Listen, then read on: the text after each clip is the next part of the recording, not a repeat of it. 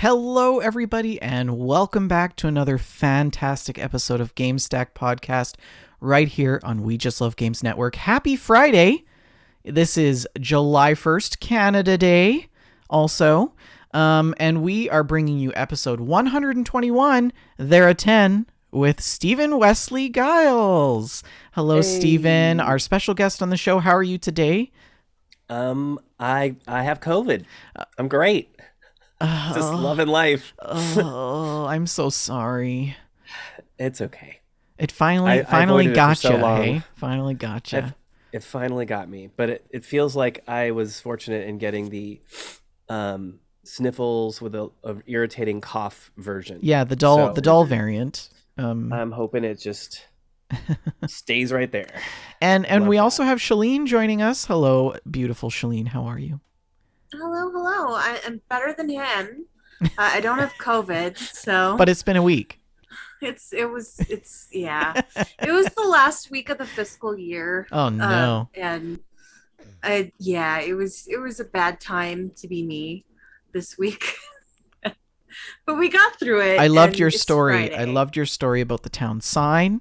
I don't know if you have time to tell Steven about the sign, but Okay. it's Do the best. tell. It's the best story.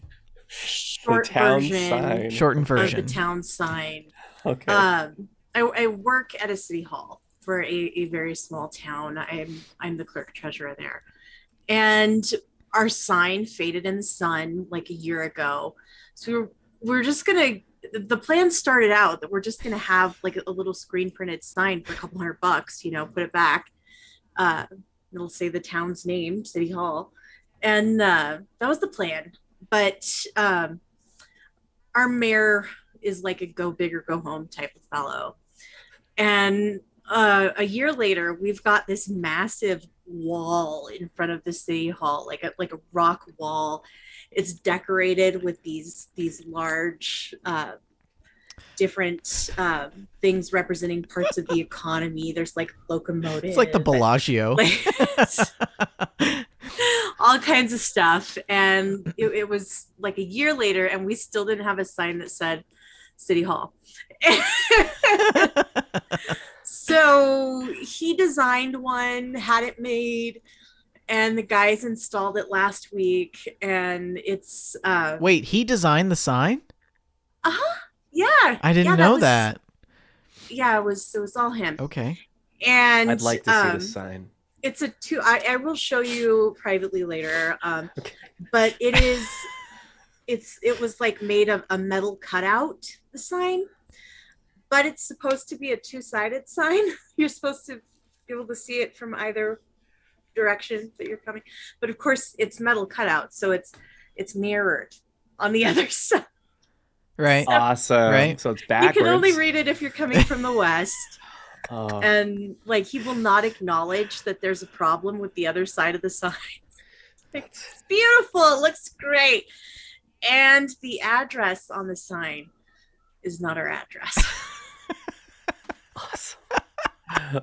And you're just like, That's just the cherry. I.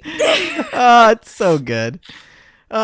Anyways, so that's the kind of week Shalene's had. I've been house sitting, and I'm still working remotely, so I've been working remotely just in a different house, and it's been really nice having a whole house to myself and a backyard and big trees where I can string my hammock up, and it's been really quite a nice escape for myself. I'm planning to smoke some ribs tomorrow because they have a smoker. So I was going to do that today for... I wasn't sure what we were smoking there. I was... Got it. Okay. I was going To roll those too. Yeah. I was gonna cook them today for Canada Day, but because we have the show and you have to smoke them for like 6 to 8 hours, they wouldn't be done. They'd be done like just as we go live. So that wouldn't work. So, but anyways, welcome one and all. Happy Friday. Pull up a chair, make yourselves comfortable. We love that you are all here listening live. If you are not listening live and tuning in to the show after the fact to your ear holes, we love you also. Thank you for the continued support. Don't forget to host the show. Host us on Twitch. Tell your friends about the show. Leave us a 5-star review or a review of any sort. Honestly, we should really start just reading out like the 1 stars. I want to hear what people think. I mean, I honestly don't care, but, still. The show is sponsored, though. We are sponsored by Oak & Crow Coffee. If you head on over to oakandcrow.com, you can pick up a bag of We Just Love Coffee Blend, and $2 from every bag goes to the Children's Miracle Network. We also have a Discord community, which is growing. Shalene, can you tell us about that? Yes, we would like to welcome a couple of new members to our Discord this week. Sweet Jess 13, aka Sweet Jessie, I believe is how that should be pronounced. And Blitz Pixie. Welcome both of you to our Discord. And Discord, as always, is a really fun place to hang out. There have been a lot of discussions, lots of jokes, lots of pictures of plants. It's been a good time. And it brought me joy while I was having a really hard time this week. So I also enjoy that everybody is posting like their summer vacay photos or like just things that they're doing in the summer, biking around, fishing, camping, doing all those things. It's really nice. Yeah. Yeah, I enjoy keeping up with everybody's lives. How can people join the Discord? You can join our Discord by visiting our Twitch page, twitch.tv/We Just Love Games, and click on the Discord link right below where we are live just now. Alternately, you can just send us a message on social media. We'll get you an invitation, and the Twitch link is there whether or not the show is live. So if you're listening to this 3 weeks from when we record it, that link is still there. You can just visit twitch.tv/We Just Love Games. Join our Discord. Well, we do have a jam-packed show, so I'm going to move things along, but I do want to importantly recognize and introduce our wonderful guest once again, Stephen Wesley Guiles. Hello, Stephen. Welcome to the show. We one of the things that we like to do here on We Just Love Games Network is treat our guests as one of our own, and so we always carry them through the entire episode, or at least provide the option to do so. So we're really happy that you're here to muddle through the news and the GameStack stocks with us as well, and hopefully you've got some gameplay in your pocket. And I appreciate that you are willing to sit through an entire show with us with having COVID. So, you know what? It keeps my mind off the COVID and on the stuff that matters. You didn't take any NyQuil music. Though, did you? I didn't take NyQuil yet. Okay. I'm waiting on that. I thought before the show it'd be a bad idea. Well, I mean, Shalene did that once. Or it could be great. Or it could be awesome. I don't know. Yeah, there were a couple of shows that I did on some NyQuil, and she was a raw egg by the end. The reports were mixed. Some people thought it was the best show, and some people were concerned and wanted wellness checks. But we are going to spend quite a bit of time talking about Steven's new album and what he's been up to lately. We are also going to touch on some news tonight, and we're going to zip through some game stocks and then cap things off with a nice discussion around our gameplay. And I can't wait to tell you about all the new games I've been playing with the Steam Summer Sale. It's take my wallet away. Take my wallet away. It's terrible. So, but anyways, I don't actually have any bumpers, Shalene. Because that's okay. I don't have my. Oh wait, I think I do have a. This just in. Dun dun dun dun dun dun dun dun dun dun dun dun. Well, we've got July new releases that we have to go through this month, and normally we have Rick to do this, but I have now assumed the Rick role. Get it? Nice. See what I did there? I'm gonna try to live up to Rick's standards with the colon jokes, but I can't make any guarantees. So July 1st, today, we have F122 coming out on PlayStation 5, Xbox Series X and S, PlayStation 4, Xbox One, and PC. On the 7th, we have Match Point for PS4, PS5, Xbox One, Series X and S, Switch, PC. And then we have Arcadegeddon. Arcade Geddon on PS4, PS5, Xbox One, Series X and S, PC as well, and that's on the 8th, as I said. We also have Klonoa Fantasy Reverie series, which comes out on PS4, PS5, Xbox One, Xbox Series X, Switch, and PC. Yeah, I just want to point out that fantasy is spelled with a PH. That's a whole thing. Oh, she's Googling it. It's worth a Google. Okay. We are Googling it, yes. Like this Phantasm. is a Namco video game. It is there's some cartoon happening. These creatures look a little bit like maybe they were failed concept characters for Sonic the Hedgehog extended universe. Oh dear. Wow. And potentially like Digimon that were cut from the universe. I don't know. This is wow. Whew, I'm unimpressed. Yeah, okay. So don't come for me, Klonoa fans. Madison also comes out on PS4, PS5, Xbox Series X and S, Switch, and PC on July 8th. Then, jumping ahead to July 12th, Time on Frog Island, which sounds like amazing. I want to go to Frog Island. Probably something that should be Googleable. Yeah, PS4, PS5, Xbox One, Xbox Series X and S on Switch and PC. And we also have Loopmancer, which comes out on July 13th on the PC. We also have Escape Academy, which comes out on PS4, PS5, Xbox One, X, Series X and S, as well as on PC on July 14th. Oh my god, look at this monkey, Shalene. So it's kind of like... Just jumping back to this Time on Frog Island. He's so cute. He's got a little monkey befriend little the captain's frogs? hat. He's running around with letters. Why is he running around with letters? I have no idea. It's a bit of a platformer, and also It's got that isometric an platformer island kind Oh of my thing. god, look at their outfits. Oh my Like god, his Animal little dog is like a Crossing, tadpole. Everything is frogs. If every villager was a frog, Did you see those flowers? They were pillows. they were. I think it's a little take on Animal Crossing.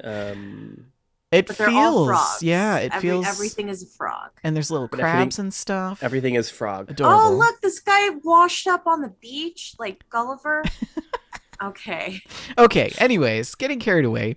We also have Eyes in the Dark, The Curious Case of One Victoria Bloom, coming out on PC on July 14th. Rune Factory 5, for those fans, coming out on PC July 15th. As Dusk Falls, Xbox One, Series X and S and PC July 19. Endling - Extinction is Forever, PS4, Xbox One, Switch, and PC July 19. We also have Fallen Angel on the 19th, Switch and PC.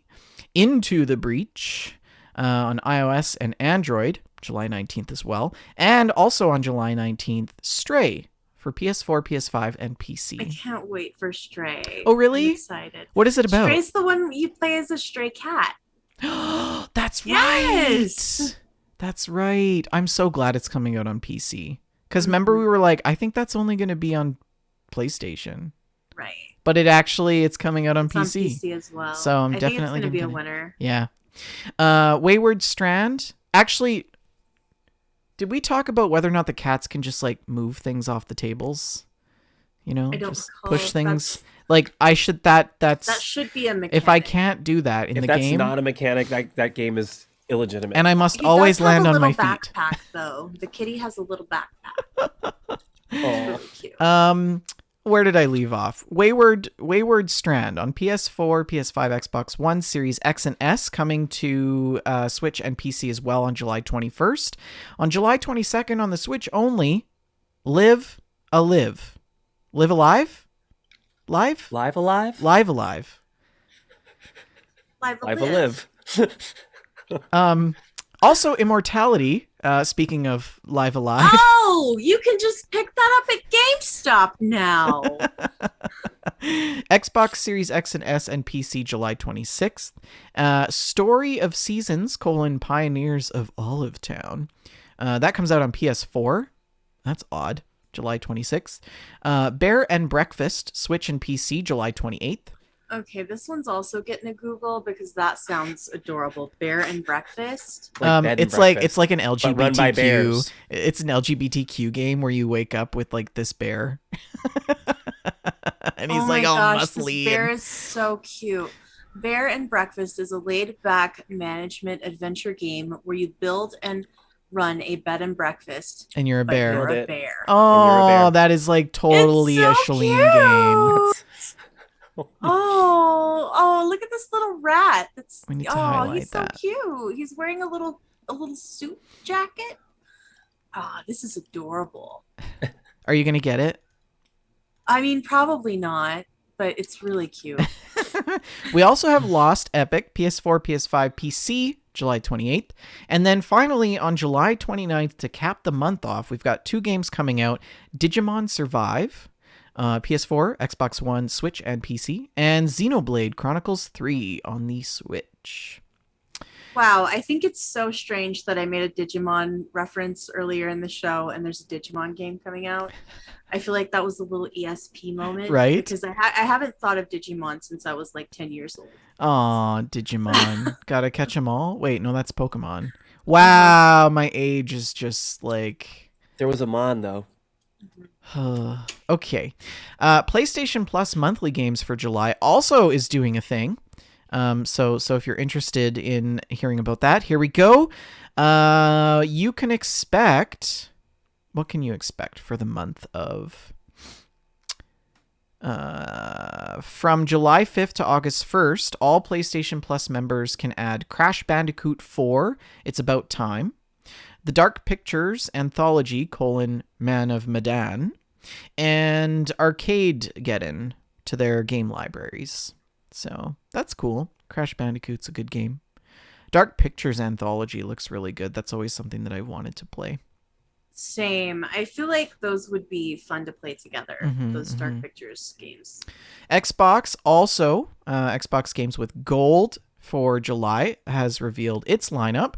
And they are saying you will be able to get... wait a minute. The new Games with Gold lineup does not include anything too flashy, but instead a collection of games that normally retail for $20 or less. So this includes Beasts of Maravilla, Island, Relicta, Thrillville, Off the Rails, and Torchlight. So, yeah. I feel like they've had Torchlight maybe a dozen different times since they began doing Games with Gold. Yeah, Beasts of Maravilla Island will be available for the whole month of July. Relicta will be available from July 16th to August 15th. Thrillville Off the Rails will be available for the first 2 weeks of July until the 15th. And Torchlight for the second half of the month from the 16th to the 31st. That's the games that we have for the month of July. Shalene, what do you got on the docket for news? Well, I have some news that is making me pretty happy. We are a little bit closer to Halo Infinite co-op. You know, I'm a big Halo fan. I've talked about the Halo series ad nauseum on past episodes of this podcast. But I was just so hurt that Halo Infinite launched without co-op that I haven't even played it yet. I haven't even touched it. It's an experience that I want to have. You know, that's how I like to play Halo is co-op. Right. So starting on July 11th, you can play Halo Infinite online co-op as part of a beta test. So it's not quite a public release yet, but if they're beta testing, then we are closer to that public release. And they're also going to include Mission Select, which was not a feature before, apparently. And how is Mission Select not a part of a Halo game? I'm really confused. What were you doing, Halo Infinite? But this is a 10-day limited time test, and you will need to restart the entire campaign if you want to play online during this beta test. And I hope this works out well. I hope they work things out and get these features to launch. I didn't realize that this game launched without Mission Select, and I'm not very impressed with that, frankly. Well, what are you doing, 343? What are you doing? But I am closer to my beloved Halo co-op. I can play with mom sooner rather than later, hopefully. You are gonna play with your mom. Yes, my That's mom loves to amazing. play Halo. Yeah, That's Yes. she's a the big only Halo fan. I ever played was on the original version where there were four of us in a room around a TV, Yes. and Good it was the times. best thing ever. It was Mm-hmm. so cool to play that together. I Good I don't have a times. system that plays it at this point, but Mm-hmm. Dalconex in the chat's asking what game are you talking about? We were talking about Halo. Mm-hmm. So, Halo Infinite. Halo Infinite. But now let's talk a little bit about Nintendo. And I know we get pretty fired up sometimes about what we want to see from game companies. And we have this platform of a podcast where we get to make our complaints. And we like to pretend that maybe someday some developer might hear us. We've We joked about a suspect. Bethesda Yeah. intern, Mm-hmm. the Bethintern, who takes our ideas. I have a new theory now, Shalene. Oh, really? Have you noticed that the monthly releases for games have less colons? I have noticed that. Yeah, Mhm. there are fewer colons in the new releases. I'm just gonna put that out there for the conspiracy theorists. Yes. They've heard you. They're watching. They're watching So and adjusting. like many others, we care about the games that we care about, and we try to make our voices heard. But we've never gone as far as this Nintendo fan. This is an article from The Insider by Travis Clark. And a gamer has spent over 5.6 million yen, which is over 40,000 US dollars, on Nintendo stock for the purpose of asking a question during the shareholder meeting on Wednesday. Oh, brilliant. Now, Nintendo stock is sitting at $53. So he bought enough stock that they would have to listen to him during the shareholders meeting. And he asked Shintaro Furukawa, who's the president of Nintendo, whether the company had considered relaunching some fan favorite game franchises, specifically F-Zero, a racing game franchise that hasn't had a new entry since 2004. Baller move to get your favorite game from childhood reinstated. I mean, what kind of money? Like, I wish that I could just drop 50 grand to ask a question. Yes, he sold his stock that he had in another company to buy 100 shares of Nintendo so that he could do this. And this fan does wish to remain anonymous. He wants to maintain his privacy. But he told Insider that he's a diehard Nintendo fan, and he got the opportunity to attend the shareholder meeting. It was not guaranteed that he'd be able to ask his question. That was a bonus. And a Nintendo representative did confirm that someone needed to buy 100 or more shares of stock to access the shareholder meeting. So if you would like to ask Nintendo a question, well, he must have bought more. He must have bought more stocks, right? Because 100 shares is not $40,000 worth of Nintendo stock right now, anyways. Well, I'm just reporting on what this article says, Bender. Yeah. No, I'm hypothesizing that he must have bought more after that, because I mean, the amount of 40,000 is around 700 to 800 shares in Nintendo. Yeah. So. But we could crowdfund if we have a particularly and take over Bethesda. Important question. Crowdfund a takeover, and then bring Fallout back to PlayStation first, and then. Okay, I know that's way old news, but I was so sad about it. Yeah, so I like sad. the way you think. Yeah, that's really funny. That's what we need to do. That's pretty diehard, though. That's a great story. Honestly, I wish I had that kind of disposable income. Another way that you can influence what Nintendo does or does not do is really, it's much easier. You just have to be John Cena. If you, like John Cena, can be John Cena, you can ask for a 2D Metroid and then get it. What? So in 2017, John Cena was telling Nintendo representatives how badly he wanted a new 2D Metroid game. He is a big fan of 2D Metroids. He loves the Metroid series, which makes me think a lot more highly of John Cena, let me tell you. The man has taste. And he told Nintendo representatives that he'd love to play a new 2D Metroid game while he was doing a photo shoot for Nintendo's Unexpected Places Nintendo Switch advertisement. And Metroid Dread came out a couple of years later, and he was sent a copy. So Cena's people sent an email back to Nintendo saying John loves it. So I think that's so funny. He was talking about that he wanted this Metroid game. It was probably already in development at that point. And when it came out, when Metroid Dread came out, they remembered and sent John Cena a copy. So I feel like that's really just heartwarming. I love it. That's a pretty great story. John Cena. John Cena. John Cena. You wouldn't expect him to be a 2D gamer, you know, like maybe I'm stereotyping this man, but I wouldn't expect him to have that kind of taste. Wasn't there a meme about John Cena being like a potato a couple of years ago or something like that? I can't remember. And they just like cropped John Cena onto all these potatoes. That sounds incredible. Like his face was on, yeah, it was brilliant. John Cena potato. John Cena. Go. John Cena. Okay. I don't know if you can like one up that, Shalene, because that's like the best news. All of that is really brilliant news. Yeah. But we're going to continue talking about Nintendo. I didn't realize how heavily skewed this was toward Nintendo when I was putting the news together. Okay, we're like CNN this week.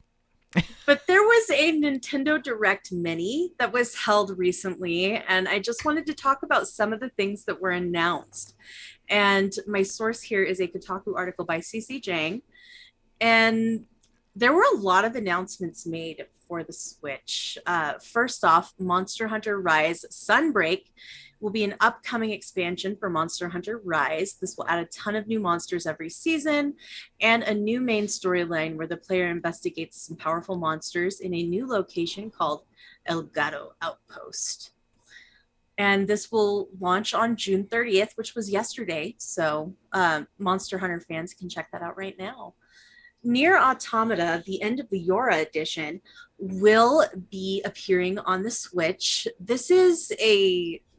I feel like Nier Automata is a game that is incredibly beloved by its fans. It's a bit of a niche game, in my opinion. I think the sales would call it more than a niche game. But the players who love this game, they really love this game. So I see a lot of people buying a second version of Nier Automata just to have it as a portable option. Yeah.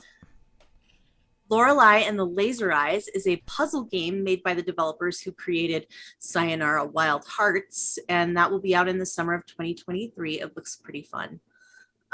Super Bomberman R2 will be out in 2023. Can't go wrong with Bomberman. I used to play so much Bomberman. Mega Man Battle Network Legacy Collection. This was a collection of 10 Mega Man Battle Network games on the Game Boy Advance, and this compilation will be released next year. Pac-Man World Repack is a 3D platforming game that allows you to play as Pac-Man as he embarks on an adventure to save his wife and kids who look very sad in a jail cell. Whoa. This will be out on August 26th. And I saw something a little controversial about this game. They have replaced Mrs. Pac-Man with a character named Pac-Mom. And I feel weird about that. Mrs. Pac-Man is an iconic character. And I don't know if they've had a divorce or if Mrs. Pac-Man trademark infringement. Does she prefer to be known as Pac-Mom? Is that her dominant identity? I don't know. These are important questions. You look like you're thinking some thoughts there, Bender. Well, I just like it's obviously like a political thing, right? Political correctness. Makes sense.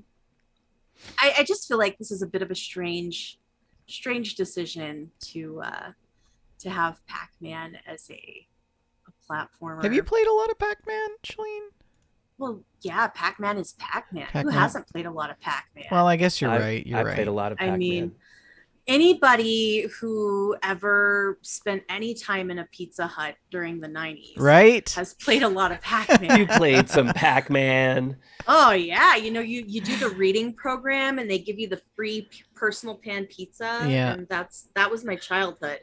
And the best part was not even the pizza, it was going to the Pizza Hut where you get to play Pac-Man or Mrs. Pac-Man Isn't it funny as they how were. like the Pizza Huts are always like you can tell that they were a Pizza Hut because like the shape of the roof in the building. Yes. Like Pizza Huts have a very particular we shape. have a Pizza Hut here. Well, it was an old Pizza Hut, but now it's like a bank. They turned Pizza Wow. Hut into a bank. That Yeah. was Yeah. amazing. And then well, when Carlo and I were in Calamasa, it was it was like a realtor place called Moist Realtors. I took a picture of it for you. I'll send Ew. it to you later. No, Yeah, thank you. that's a choice. Moist They made a Realtors. choice. It's a real thing. It's a real thing. Wow. Yeah. Okay. Well, another thing that's real is Blanc, a monochrome rendered puzzle game with 3D art, and it looks really, really cool. Yeah, the art Oh, looks awesome. sorry. Yeah. It has a co-op mode that'll be coming out in February of 2023. This looks very much like something that I would enjoy. Look at that creepy little deer. It's so cute in a creepy way. Actually, this is really cool art. Yeah, this reminds me of there's this really awesome guy who does like they're like I don't know what you call them. They're like puzzle games. It's like a three-dimensional looking puzzle game Mm-hmm. where their screens are black and white. I'm gonna have to look it up. They're amazing. Is it co-op? They're not like It is co-op, yeah. that's really cool. I think it Oh, looks that's great. awesome. Absolutely looks like something I would enjoy. I'm sold on just the art of Yeah, that. yeah. It's So brilliant. And man, Return to Monkey Island, which will be the latest entry in Ron Gilbert's adventure series, which is, of course, iconic in gaming, the Monkey Island series. And this was announced in April. It will be coming out later this year, and it will come to the Switch. Mario and Rabbids Sparks of Hope. So these Mario Rabbids games, they were super popular, and they're like a tactical situation. And there are new rabid creatures called Sparks. The protagonists will have to join up to rescue these Sparks. This game will come out on October 20th. Little Noah, Scion of Paradise, is a fantasy RPG from the devs who made Dragalia Lost. It has a pretty similar art style. Casual roguelike, you can play that starting now. Railgrade is a game in which you can build a train system. So you build your train empire and you have to coordinate shipping for an industrial colony. And yeah, that'll be out this Cute. fall. I'm just going to scroll a bit. Sonic Frontiers it's a whole thing. I don't think it looks very appealing in particular, but it will be out this holiday season on the Switch. And Disney Dreamlight Valley is a game in which you hang out with Disney characters in a magical Disney land. And yeah, it's basically a digital Disney situation. Mm. And Live Alive, Oh, it's the Alive game. that you mentioned. Yeah, The game. yeah. This is apparently a classic 16-bit Super Famicom RPG. Cute. And it is seeing its first Western release on July 22nd. The first 3 chapters of this time-traveling game are available now. And Minecraft Legends, Dragon Quest Treasures, a couple of other things. And this one I'm probably going to buy. You know what I like about it? It's got a little bit of tilt shift to it. Do you pick up on that? The tilt shift lens that they're applying to the buildings and stuff that make them look a little bit smaller. That's cool. But I am likely going to buy Portal, the companion collection, because Portal, I adore the Portal games. I love them so much. Portal and Portal 2 are bundled together on the Switch, and I will take any excuse to play these games again. So I definitely want to spend some more time in Aperture Labs. This is a game that I've bought numerous times on different platforms, and I 100% will buy it again. Hmm. Harvestella is a farming simulation game that will be out on November 4th. And Persona 5 Royal is going to be out on October the 21st on the Switch, as well as Switch ports of Persona 3 Portable and Persona 4 Golden. Release dates for those games have not been announced yet. And that is the recap of the Nintendo Direct Mini. Wow, nice job, Shalene. It's got a lot of stuff coming. That's busy. Yeah. Well, it's nice to see that there's a couple on that list that you'd like to play. Mm-hmm. Anything for you? It's funny that the thing that was most exciting for me is a game from 2007. What about you, Steven? Any of those games pique your interest? Well, the black and white, the Blanca? Blanc? Yeah. Mm-hmm. Blanc. That looks really good. That looked really cool. Yeah, that piqued my interest greatly. Is it co-op? It kind of looked like it was co-op. Or maybe you just have a companion? No, Blanc had co-op. It's co-op? We should play it, Shalene. That would be so much fun. Sure, I am down. We have to get back. We have to get through our backlog. We do. We've got to finish Life is Strange, True Colors. And it takes oh my gosh, two. you guys have been playing that forever. Haven't you guys been playing that for like... I feel like it's been a while. It's been generally how it goes with Life is Strange is that we have to finish it before the next one comes. Mm-hmm. So we've got lots of time. I'm not concerned. Oh, and we haven't finished the other one yet. It Takes Two. Yes. I heard that was really good too. Brilliant. I heard such great things about Game it. of the year for me. Game of the year. Yeah. Oh, wow. Me too. We have to finish it. Yeah. So if you are not really into this Nintendo scene, but you're someone who plays on PlayStation and PC, this is your moment. Sony has announced a new gaming gear line called InZone that is targeted at PC players. This was unveiled at a media event on Tuesday. It includes gaming monitors and headsets. It is described as a brand for PC gamers, but it's also compatible with PlayStation 5 and potentially some other consoles as well. Aesthetically, these are designed to blend in with your PlayStation 5's hardware. Okay. They look very much, it's the same aesthetic. And the monitor will release this summer for $899 US, 4K with HDR, 144 hertz refresh rate, viable refresh rate technology. And you can get a cheaper version for $529 with 1080p resolution at 240 hertz. Can we just talk about the stand? I do not like that monitor stand.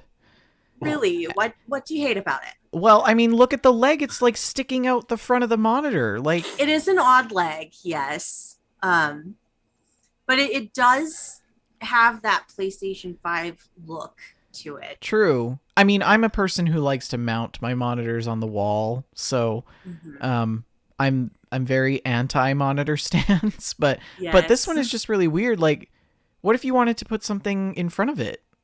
Like, you wouldn't be able to. I don't know. Anyways, continue. I guess you could just throw a drop cloth over it. I don't know. But the real takeaway for me from this is that Sony is starting to look at that PC market more and more. We've had these previously exclusive games and franchises like Horizon Zero Dawn and God of War and Uncharted coming to PC, and now this release of gear that is compatible with PC. It shows that they are taking that PC market a little more seriously. And that, I think, is going to be a necessary thing if they want to keep up with Microsoft in that sphere. So I think it's a good thing. More platforms is always better, in my opinion. I want choices. I want all the choices. Do you think InZone's going to be like another Mad Catz? It might. Yeah. We'll see. But it is made by Sony, so it's a nice monitor, it's edgeless. Did you? Yeah. I just noticed the way that little piece works with it when they did the little 3D. It was kind of cooler when I saw that. Let's bounce back here. Where was that? Here? Yeah, it was like here. No, it was like just like a. There it is. Yeah, I was like, oh, okay, I get it. Oh, like with the stand. Oh, Yeah, okay, there. This part right here. Yes. that actually looks cheesy. It's almost like you could have put that a flat piece on the bottom. I wonder if that, like, we're getting into like hardware nerds, but see how this looks like it's on a track? I wonder if you can like adjust it so that it like tilts the monitor, maybe Maybe. a little I don't bit. know. I don't know. Sony can send us one and then we can find out. Yes, we would love to So, test run this right after I dear. bashed it for 5 minutes. Oh dear. So Convert us, Sony. Yeah. Convert us. as I said, I really enjoy choices. I like being able to choose the way that I play games. But something that I won't be able to choose is which version of Overwatch to play, if I want to play the first game or the sequel, because Overwatch is going to become unplayable when Overwatch 2 comes out. According to this GamesIndustry.biz article by Jeffrey Rousseau, it was revealed that Overwatch 2 launches in October and it will replace Overwatch. So the developer team addressed various questions regarding the sequel. And he said larger pieces of the game that have always been part of the vision for Overwatch 2 will be released to the game as part of the live service, including the launch of the PvE campaign next year. And when Overwatch 2 launches on October 4th, it will be a replacement for the current live service. Huh. Uh, I don't really like that. I understand that uh, they don't want to divide their audience. They want to keep their audience together, but I also think that's a little risky because there are players who are not going to want to move forward. Mm. There are players who like the current game that are not going to like everything about the next game. It's always the way with, especially with online games. Even small changes in competitive online games can make or break a player's opinion. I don't know. Joseph Tao included some commentary, and I have to agree with him. He says, not a big fan of the buy the new game or F off model that they are implementing with this launch. Crudely put, but I quite agree. Quite agree. And speaking of game developers making bad choices, Valorant will start monitoring your voice chats starting on July Ooh. 13th. Why? Ooh. It is an effort to crack down on disruptive behavior. And that seems like a good thing on the surface, but there's this whole thing called privacy. And I know it's more an illusion than anything in this world of my Alexa listening to me and my phone listening to me and Yeah. every device that I have listening to me at all Haven't they times. figured it out by now that that's just going to push people to Discord? I don't like this. I do not like it. They announced this change in April 2021 after making an update to the privacy policy.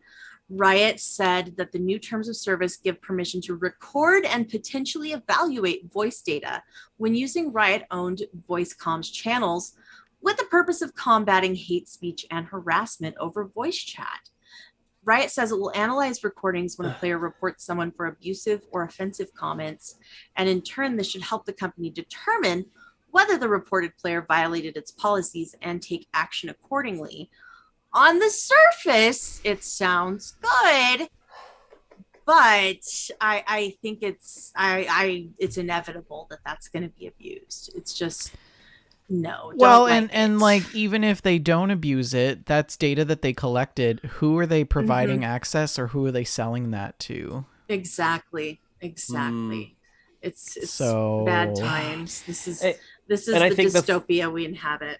but the flip side is if something abusive does happen and it's within their game network and they didn't take action on it, can they also be held responsible? this Like is it's a I slippery wonder if slope, that's it. right? It is. I agree. I absolutely agree. Like the thought of having more, even though I know that Facebook knows more about me than you know, uh, they know everything. Um, Yeah, that's tough. I get Yeah. it. I sort of understand, and I also understand why that is also not good. It's a sound argument that they want to be able to enforce abusive speech and hate speech, et cetera, et cetera. But Is there another I just company? don't trust them. I don't trust anyone. Is is there another company out there that does this with a video game? I don't know. If there is, I do not know. That's what's even scarier. It's like, Yeah. is Bethesda just Maybe there are companies doing it and we don't even know because right? Because we when you just sign up, click those terms of service. Nobody reads I them. agree. Yeah. I don't read them. Yeah. Yeah. Too many I'm words. sure that I owe my firstborn child to several companies due to terms of services that I have I got not a read. phone call the other day about somebody who wanted to sell me duct cleaning service. Oh And gosh. And you and agreed to I that. said, "How did you get this number?" And he said, from a data provider." And I said, "Which data provider?" And he's like, Mm-hmm. "Oh, he's like, I'm unsure about that." I'm like, "So you illegally obtained my personal data without my consent? Is that what you're telling me right now?" And then he just hung up the phone. Yeah. That's beautiful. And then That's a beautiful story. the next time he called back, well, it's like there's a bunch of them, and they're clearly not from my area, even though they have an area code for. I record all the phone numbers and then I report it to the RCMP. But the next time they call back, I'm like, "Oh, it's so nice to hear from you again. I just want you to know that I'm really interested in duct cleaning service." And they told me all about it, and they wanted to get my credit card information. And I'm like, "And just so you know, I've been recording this call this whole time. I will be reporting you and this number and providing this recording to the RCMP. So I do hope that you have a nice day. But if you do call me back again, you might want to think twice about that." And then they just hung up. They usually just hang up right away, like when they know that. Delete from Anyways, database quickly. privacy. Anyways, yeah, How do you That's it. really That's all feel I've got about for it? the news. that's all the news. Okay. Well, we've That's the got some gain news. stocks. I'm gonna try to play our bumper. We'll see if it works. And it's not working. This week, we have a few stocks to talk about. Sony closed at 81.68, down $2.32 since the last report on our show 2 weeks ago. Microsoft closing at 259.58, down $11.93 in the last 2 weeks. Nintendo closing out at 53.21, up $1.09. Take Two closing at 124.86, down 95 cents. Activision 78.57, down $3.86. Ubisoft down 20 cents, closing at 42.33.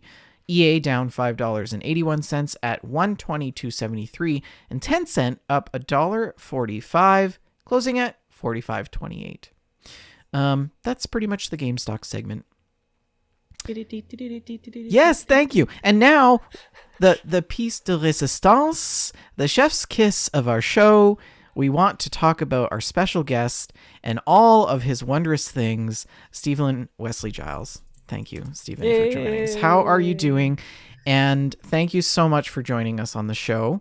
And so for some of our listeners who are unfamiliar with who you are a musician and producer from San Yep. Dimas, California.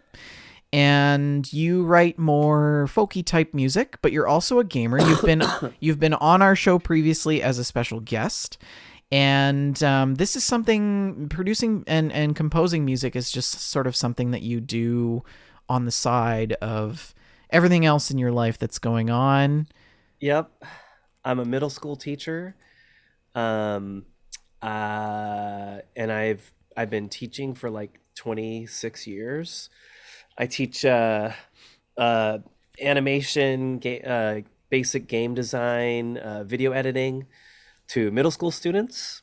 And I've been doing music for years. Okay, so my tie to the music community and probably how I found you guys was through Fallout. Um, I was a huge Fallout fan. In fact, I wrote an album, and you can find it on all the streaming services called "Songs in the Key of Fallout." Yep. Let's talk which was about the wasteland. let's talk about the wasteland. Talk about the And lore. That's that's right. right, You've written man. 2 theme songs for us. I've written a few theme songs. That followed you. I've got an album of songs about Minecraft. I even did a little mini EP about Bloodborne, which is on my Bandcamp page, which I will share. We will post the somewhere. links while you're Yeah, chatting away. yeah, okay. So there's a Bandcamp, StephenWesleyGuiles.bandcamp.com, and there's a Mr. G Bandcamp. Um, I'm trying to meld my multiple universes together into one magical place because it's just too complicated to like to manage it all. I do a lot of different things that I really enjoy. Yeah. I'm kind of a I'm a little bit I'm a gamer. I'm not a hardcore game. There are some games that I've definitely played hardcore, but I appreciate and live vicariously through you guys. You guys touch more games than I have in my entire. No, you we guys talk there's about a so lot many of games, but we only play like 3. I only play like 4. I play 4. I've been playing Fortnite because my students were playing it, and then I got into it, and my son was playing it, and then I started playing it. Then of course he was done with it. Yeah. And I met a group of I have really good buddies. Some of them are in the chat, I think, who I play Fortnite with, and I'm okay at Fortnite. I picked up Elden Ring. Now that is a game. I'll talk about that. I was watching you stream that quite a bit. Good. I should stream it more. I haven't played it. I thought you were going to say I should be playing it right now. I should leave right now and play it. I need to level up again. I put a lot of hours into that game. Anyway, so music, basically. So you got into gaming. Like, how did you get into gaming at the outset? Like, is this something that you? My dad, he bought a TRS 80, a Radio Shack Trash 80, where we loaded cassettes. Yeah. Of games. Yeah. So it actually sounded a lot like, if you listen to it, it sounded a lot like the sound of dial-up internet. Yeah. It was kind of like that sound. Like you literally loaded a cassette in and you hoped that you did it right, because if you played through the whole cassette, it's like a 10-minute loading process or whatever, and somehow it didn't send all the zeros and ones through, you had to like rewind it and play it again. Terrible. But I had I remember some, gosh, I mean, some of the games were so cheesy, but there was some really cool, like text based, I didn't get to play Zork. I played that like later. There was this really cool simulation one where you would buy and sell different things. And I loved it. I don't remember what it was called. I just remember playing it. I remember playing one, Daggeroth. It was, oh man, it was so cool. That was like the like really high. It was a cassette that you stuck in the side of the TRS-80. It was like it was kind of it was like Dungeons and Dragons-y vibe. Like you'd pick up armor and you'd have different levels of armor and there were just it was like it was 3D. It was the first like kind of 3D game. So my dad would take me to, like, it wasn't GameStop. They were like these little independent stores where they literally had plastic bags with like cassettes inside them with a little like photocopied booklet of the games. That is incredible. I love it. Oh man, it was so exciting to go into the store and just like see, oh, what's the new games? It's like, so you definitely grew up with video games. Big part of your life growing up. It was a big part of my life. And I got to college, internet like was just becoming like, because I attended college in the 90s. Back in 94. I graduated in 95. So like 91 to 95, 90 to 95, somewhere in there. I remember StarCraft was a big, huge, fun thing to do. Like where we did like LAN parties. Like I had nerd friends that ran the computer lab, and then they would like turn the whole lab into StarCraft. Or LAN parties are making a comeback. It's fun to be together and play. I think it's kind of neat. So that and then I got married in 95. Uh, I don't think I had a.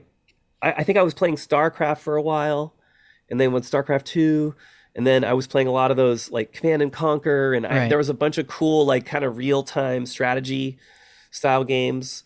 Um, and then I was like working. I was in a band.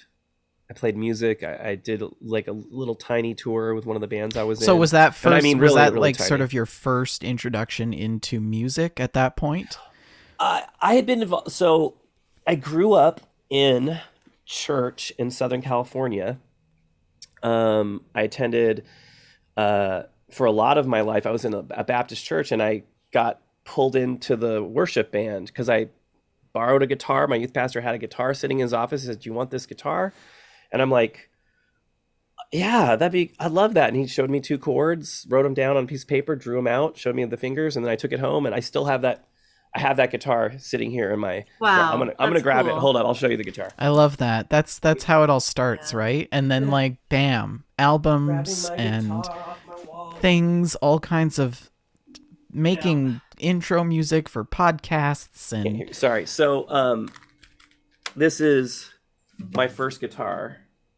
It's look a at it. little. Look at all It's those got great like a billion stickers. stickers on it. Yeah. Um, and I know that my camera is doing this like That thing thing's where going to be in a museum one Yeah, you day. can tell oh yeah, that's been a very loved. Still sounds great. oh yeah, I love.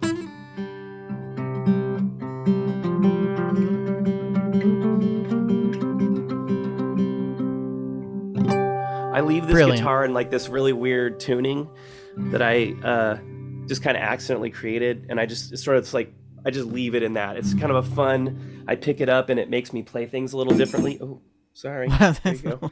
You're okay. Maybe not anymore. I just broke it. I didn't break it. It's fine. Guitar's fine.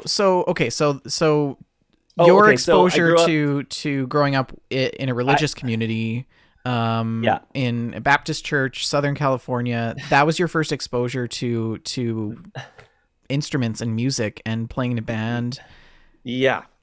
And so music that I got introduced to right before I was there was U2, which is one of my favorite bands. Okay. I loved U2, and like I think it was justified because Bono was a Christian, and so I think the kids that showed it to me somehow talked their parents into allowing it because it was kind of Christian music. I wouldn't At one point I wasn't allowed to listen to anything that wasn't Christian music. Interesting. Um, yeah. So I found all these Christian rock bands that I actually there were some good ones. There were a Some pretty couple good good ones, ones, yeah. there were some really good ones, and then there were some just total garbage ones, just like regular music. Hmm. You know, Yep. any Yep. top 40 stuff that's like prepackaged tends to it doesn't last with you like something that's really I don't know. There's great stuff. I love music. So I think there's great music in every genre and I style. couldn't agree more. Couldn't agree more. I find things that get me real. But there was this like scene in Southern California that I was around when it was happening. I wasn't in bands at that time, but there was this like kind of resurgence. It was kind of like how in Seattle you had like the grunge with like Soundgarden and Nirvana and a lot of the bands that were like that grunge sound of the 90s. There was this scene in the like late 80s and the start of the 90s for this Christian alternative rock. And I was a part of that because I was in youth group in church. So we would just go to these shows, kind of like Hmm. they're like, well, it's a Christian thing, so you can go to that, you know. It's the gateway to the devil's music that I finally found. I found all the good It was music. you started playing Uh, Chicago backwards, didn't you? that's right. I played all the records backwards, and I'm like, oh my gosh, I'm worshiping Satan now. That's so good. I'd only known earlier. They turn the record, spin it backwards.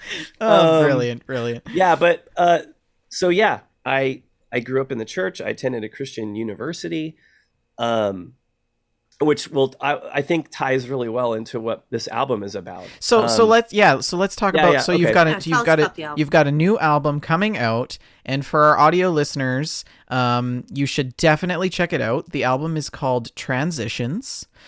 You can visit Steven's Kickstarter page. I will post the link in the chat for our listeners live right now. but the album is called Transitions. And so, as far as I understand it, Stephen, this project has been fully funded within the first 8 days of being posted to Kickstarter, which Yeah, it is was pretty amazing. that's a huge deal. Your Yeah. your goal was, I believe, $5,000. Is that correct? Yeah. Yeah. And so you funded $5,000.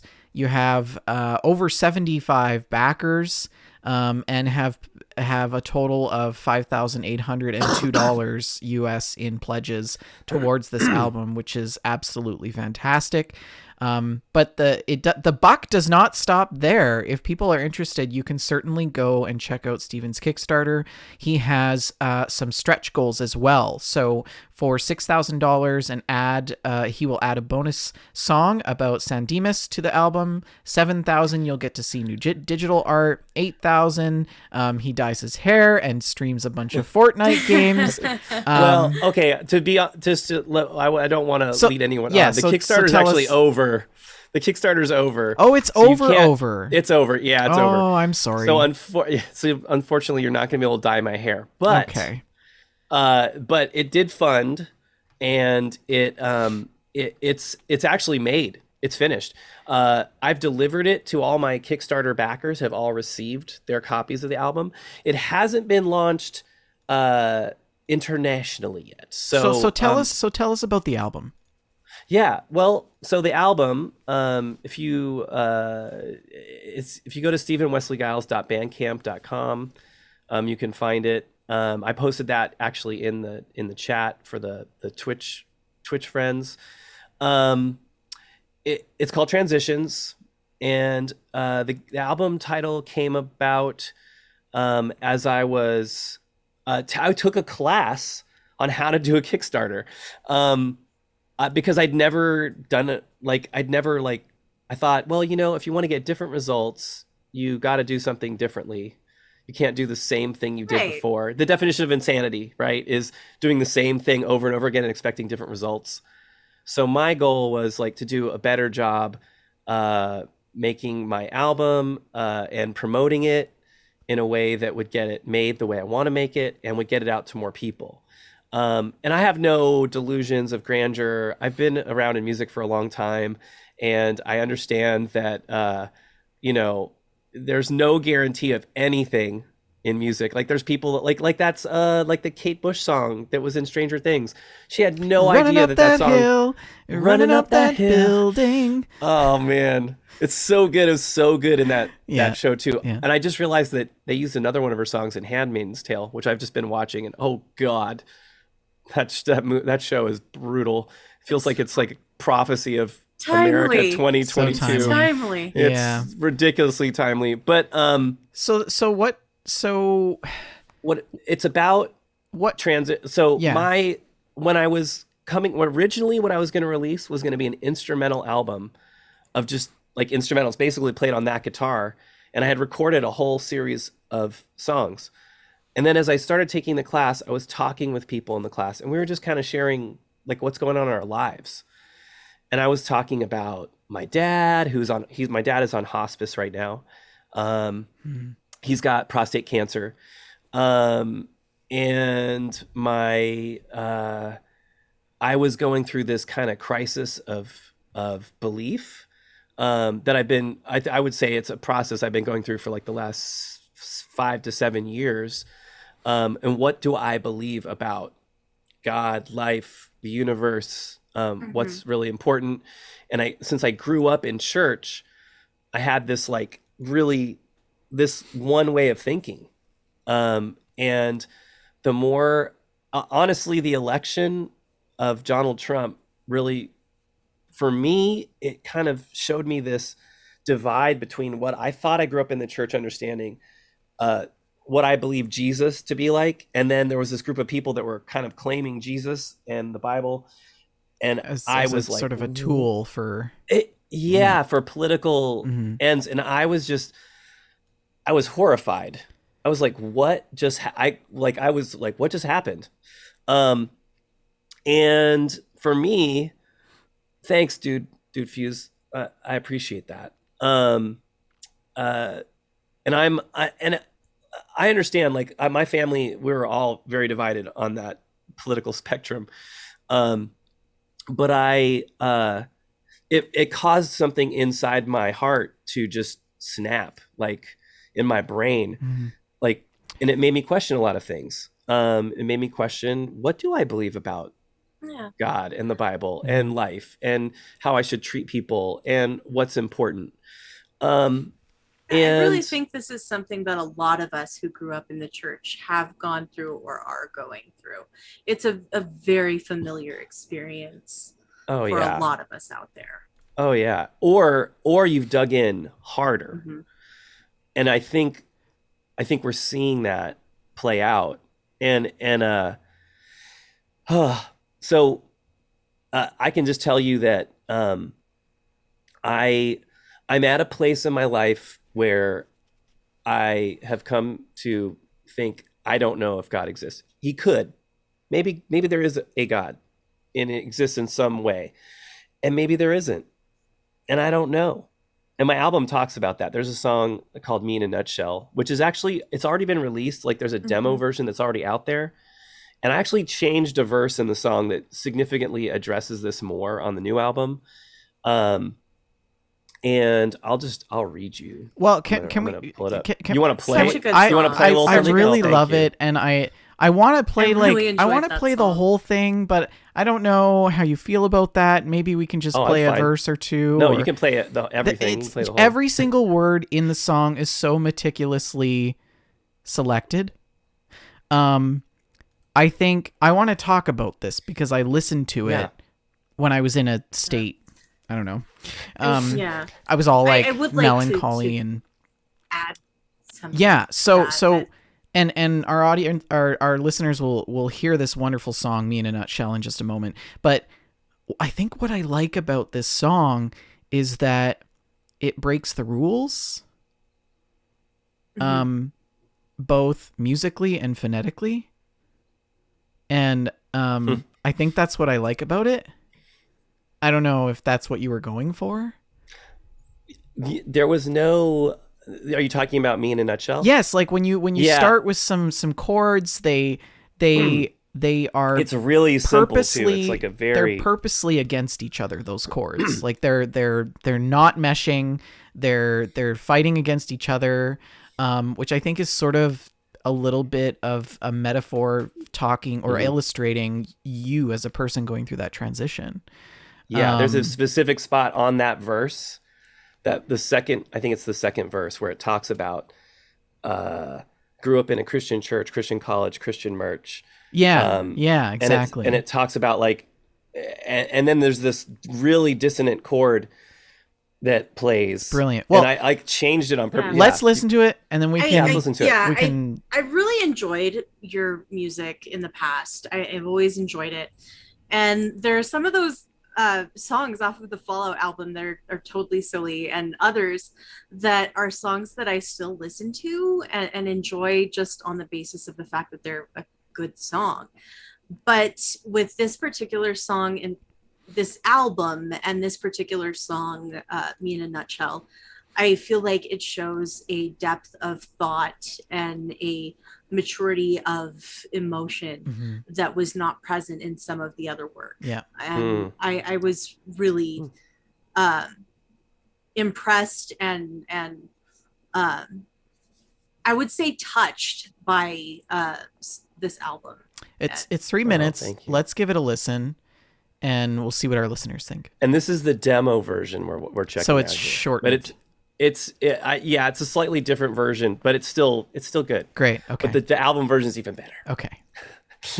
Husband, father, teacher, gamer, guitar playing, music maker, not too bad at playing shaker. Always try and tip my waiter. Fallout, Minecraft, Stardew Valley, Fortnite, Skyrim in my galley, PS4, Switch and Steam, all of these my favorite things. Making music for my friends, songs I sing that never end. I can't seem to stop the flow, that's why I made my studio. Silly songs that make no sense, rockin' tunes that are so dense, heartfelt ballads, hidden gems, I just can't stop writing them.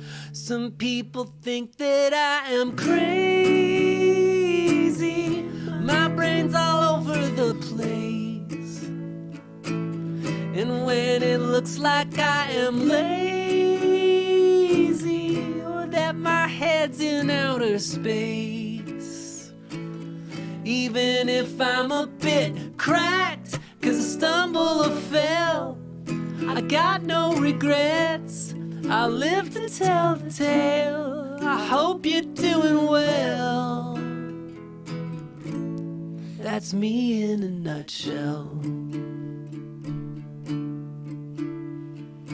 Grew up in a Christian church, Christian college, Christian merch, in a bubble in the lurch. Now I think that bubble's burst. I think I'll still talk to God, take some time out with my squad, reevaluate my thoughts, not toss it all, but still take a walk. Black lives matter, so do you. Jesus Christ and Buddha too. To the bottom of my soul, I just wanna be made whole. Conversations from the heart, crying when I see great art. Empathy from every vein, but not immune to feeling shame. Harry Potter, Star Wars 2, Lego animation crew, ninjas, pirates, basketball. I'm not sure I got it all. Some people think that I am crazy. My brain's all over the place. And when it looks like I am lazy, then my head's in outer space.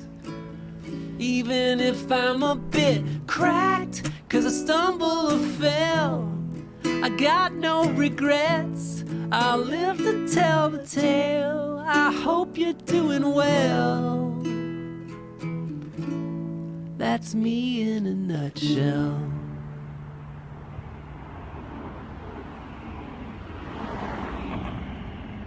Brilliant. Just brilliant. I love it. It's so fresh. And it's like, there's some pretty important things that you touch on in that song. Things like equity, diversity, and inclusion, empathy, and self-trust, but also, being vulnerable. I don't know. Do you want to talk about that a bit? Yeah. And I'm gonna put in the chat a link to the song as it is on the final album too. Which it may not. If you put it in the Zoom chat for us, we can put it over. Okay. Yeah. Oh, I see. I would block me too on Twitch. don't spam bot boy. So me in a nutshell.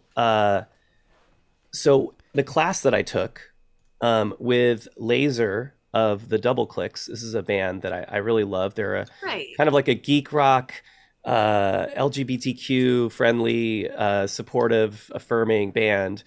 I took a class with them, and one of the challenges was to write down a journal entry that describes everything you do, and just as long as you want. Then they said, phase one, just write as much as you can write. Then the next day they said, now take all of that and write it down on one page. And the next day was take all of that and write it in a paragraph. And then the last challenge was write a song based on that. And that is what that song became. And that became kind of a central, and that was like a central theme for me. It was like a coming out for me. It's really weird. I don't want to lower anyone that is like coming out if you're gay, but coming out as someone who no longer goes to church when you have lived and your whole community was church is really hard. I haven't told my mom yet. I guess if she watches this, she'll know. I've said it enough times that like I will have that conversation with her eventually, but my dad is literally in a hospital bed in our living room. There's other things. There's a time and a place. It doesn't feel right. There's other things that are more important, and I don't want to like break anyone's heart like at the last minute before they go on. So I'm just sort of like letting it be what it is. But by all, this song for me, when I put this song out, I was very scared to upload this song just because of that second verse. For me, Christian it felt college, really, Christian merch. yeah, that Jesus, whole thing Buddha for me, 2, brilliant. yeah. And I was really worried how that was going to be taken. But I also, I had been talking about these things all throughout the pandemic. I had been actively engaging in social justice, which I know a lot of people make fun of and being woke or whatever. Well, I mean, And we had you on previously as a guest, and these were some very important things that you had expressed before. yeah, So, yeah. yeah. And so that became, for me, I didn't want to just replace my religious belief with like another system of like, I don't know, like I didn't want to just go from now I'm part of the social justice religious organization or whatever. But I'll say that it felt more in line with what I grew up believing about Jesus as far as a person and like as a moral teacher. Yeah, the you know? teachings of Christ versus the religion that claims Christ. Yes. It doesn't oh my always line up, gosh. and that's it's something that I think most of us who grew up in the church have struggled with. Yeah. And that was like for me, I think I said this last time too. Like I cried more in my life the last 5-6 years over that process of I call it, I found a group, deconstruction is what it's the label that I've seen around it. So if you like hashtag deconstruction, you'll find a lot of people that are in that process. And I started finding people that were talking about it. And I felt like a couple that I love on Instagram, Deconstruction Girl. Oh my gosh. Her wit is insane. And she makes these memes that are smart. They're like whip smart, and they cut to the heart of it. And I'm like, oh my gosh, I feel bad for liking this because it's like so, it took me a while.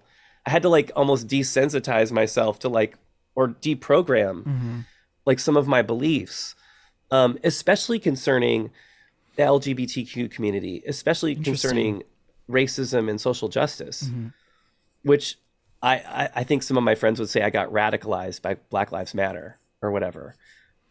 I did. I got woke, son, at least a little bit, you know? And I realized that like what I found to be so compelling about the gospel of Jesus was love for people. And like, and that is, for me, that was like what was most important. And when I saw so many people who were exhibiting just hate, like there was just a total opposite. Right. I couldn't, and it was really hard to be, because I was still in church. Like until, honestly, the pandemic is where I got my reset. For me, it actually really helped me step away from church and have a clean break. And I talked, I know some people who grew up in a very abusive church background where they were like physically abused or verbally abused, or the power of the Bible was used to like as a club to make you obey or do things that you didn't want to do. Maybe not like immoral things, but just like, I don't know. Taking away one's autonomy. Yes, autonomy. There's a whole topic right there. And you could write a whole other album now based on everything that's happened in the last 3 weeks. Oh my gosh. Actually, you should. I probably should. Yeah. It probably will be part of what the next album is. But so for me, I was like, okay, I didn't have like that kind of experience. Although I did have some, I look back now, I was taught from a very young age, eternal conscious torment in hell if I didn't ask Jesus into my heart. Yep. Now, I didn't as a question. toddler, that's a heavy thing to That's take a really heavy thing to tell a 4-year-old. I heard that as a child. Oh yeah. And I'll tell you, I spent so many years praying the sinner's prayer, like, Jesus, please come into my heart. I can't tell you how many times I did that, and how many times I went down they had altar call. If you're not familiar with the church, this thing called an altar call for those of you in the audience, an altar call is what the pastor says. Okay, you're going to confess your sins and you're going to go to heaven. You just got to admit that Jesus is Lord. You got to confess your sins. Come down to the front. The buses will wait. And you just, and then the music is playing and they just keep going. And some of it's a psychological People have been cured technique. and It is a very demonstrative act. so It as is- a Canadian, excuse me. Oh no, I gave you the COVID. That doesn't exist. That really, like, that very gospel type does not really exist here. Yeah. I grew up That's good. I grew up Roman Catholic, which is more a I would say a pretty strict form of Catholicism. Next to, you know, Greek Orthodox, sit stand for 3 hours and then body of Christ and go home. Peace be with you. So Smells and I mean bells. that's what I grew up with. I've always been fascinated by the gospel type Southern Baptist church rivals and all that stuff, but this has obviously had a really big impact on how you've created this album. But I'm curious, where do video games come in? So I'm sorry. Where do video games come in to The album, right? Oh, so okay. what Well, role do they so- play as part of? Because obviously, I mean, yeah. Well, so I name dropped some games in this song actually. So this song, for me, this song was so weird to put on the album at first, but now it's feels totally natural. To have a song that talks about, like, okay, if you know my Mr. G stuff, for example, songs in the key of Minecraft, it's silly, it's fun, it's funny, but I probably wouldn't consider it like serious music, you know. Right. Although I put my heart and soul into a lot. I mean, It's content I think creation. you can tell. It's Absolutely. yeah. It's still I'm proud of it. I'm proud of it. absolutely. I also have songs. I have a song that gets used all the time on TikTok. It's "I Got to Go Pee." It's literally. You have a trending song on TikTok called I got to I go mean, pee. It's not. What are you? trending, What are you? The but modern day it gets Robert used- Munch now? Like, I guess it's a song I wrote like on the first Mr. G record called "Songs for Singing and Silliness and I don't. There's it's Brilliant. yellow and there's a little cat on it. okay. But so this song is me saying I'm gonna have a song that references video games and like ninjas and Legos because that's some stuff that I'm like into. Okay. That's me. That is actually me. Yeah. That is me just saying, here's me. And my friend Fredster here is in the chat, and my friend Katie Dwyer, who sings she's actually the Yeah. vocalist on the first song on this record. And it's called Maybe Jesus Knew What He Was Talking About, which is both me looking at Jesus and at my questioning of faith in general, and it's really about doubt and belief. But we did a whole album about Fortnite. I think we really, when did we release it? Was that this year? I'm might have been this pretty year. sure that we had you on shortly after. Oh, the okay, so Fortnite maybe record. last year. Yeah. It might have been last year. And I'm really proud of that record too. And there's just ridiculous songs on there. There's really heartfelt songs. And so I wanted to try to meld in this album more of like stuff that was upbeat and hopeful, but also like this melancholy, like deep thought kind of stuff that is also a part of me. And I rarely done that on one album. And so for me, this was me taking a risk at just really being totally myself. Totally transparent. Yeah. Like, and laying it really all out there as much as I feel like I can, you know. And I know that like a lot of artists that I really respect or love their albums have done stuff like that, where it's Right. really hard on their sleeve, you know, kind of stuff. Well, I mean, And I also think that this album has got a sound. in a way that your previous albums didn't. This one is more cohesive in a way. Yeah, and so you've got 2, 4, 6, 8, 10, 13 tracks on this album. Well, actually 11. 11. I think I might have went on the Kickstarter had pointed there'd be more, and then I ended up cutting some because they just weren't as good. So as I, so Transitions has 11 tracks. 11 tracks. Your biggest album so far? I think well, I don't know. Time will tell if it is my biggest album. Definitely my biggest production. Yeah. We have like full orchestral arrangements that are Brilliant. like brought me to tears. Yeah. Like literally brought me to tears. Like I still listen, like even Nutshell, I don't know, because it's very personal. It really moves me. And like, I feel like that's super cheesy, but like, I really love these songs and I'm very proud of them. And each one I put on the record, I wanted to make sure that emotionally, it's like acting in a sense. Like when an actor gives a really emotional performance, you feel something when you watch it. And so I wanted to make sure that I was in the right headspace when I sang the songs, that I was feeling it so that when I sing it, you're feeling the feeling. Hopefully that is, I think any good art creates some kind of feeling, you know. Oh, yes. Whether anger, Rage Against the Machine does a great job at the anger. I love Rage Against the Machine.